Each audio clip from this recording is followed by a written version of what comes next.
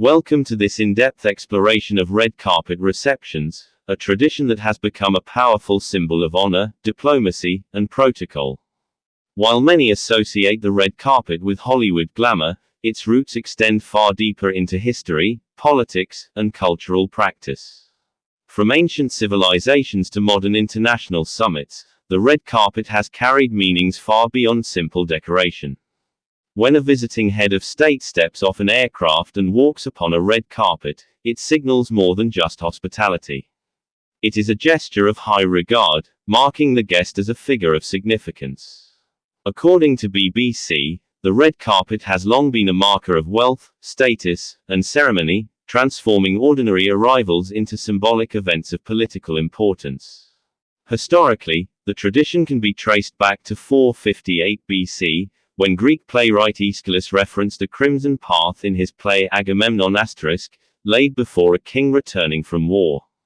This symbolic act was associated with triumph but also pride and hubris.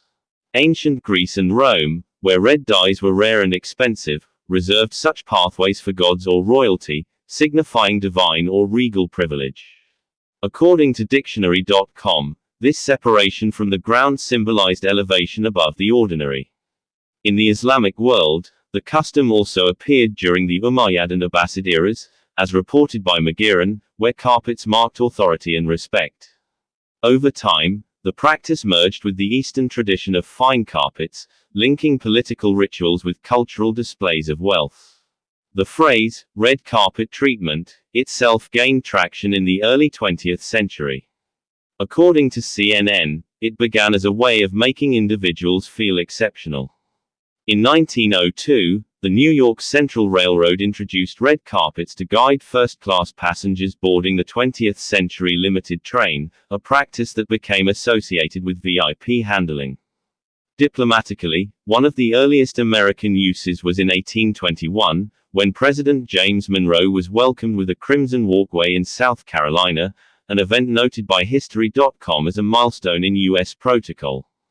The symbolism of the color red has also contributed to the tradition's endurance. Red is associated with energy, power, and prestige. In China, it represents fortune and joy. In Western traditions, it is tied to royalty and authority. Economically, red dye was historically expensive to produce, which reinforced its link with exclusivity. In modern diplomacy, red carpet welcomes are primarily reserved for heads of state and government. Presidents, prime ministers, and monarchs receive these honors during state visits. According to PBS News, such ceremonies are not only displays of hospitality but also powerful diplomatic signals, often coinciding with critical negotiations or alliances.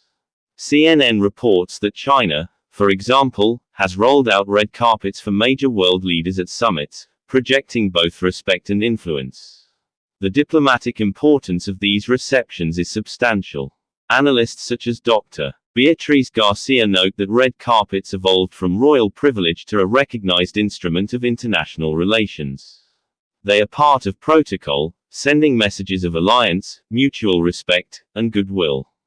Their absence, by contrast, can signal tension or hostility.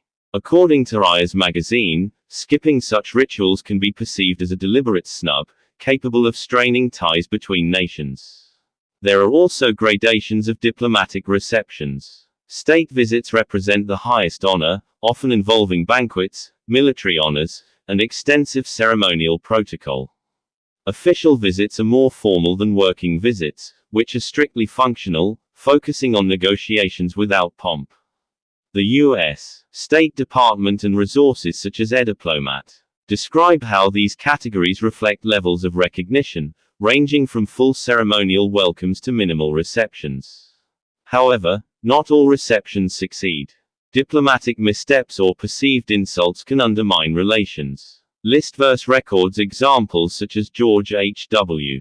Bush's sudden illness at a Japanese banquet in 1992, which, though accidental, left an awkward diplomatic memory.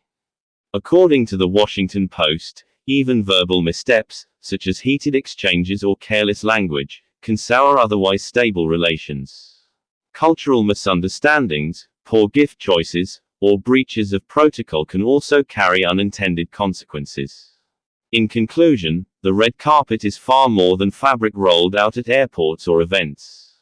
It is an enduring symbol, rooted in history and adapted through centuries of political and cultural practice. It can build bridges, solidify alliances, or expose fractures in international relations. Far from being mere spectacle, it remains one of diplomacy's most visible and meaningful traditions.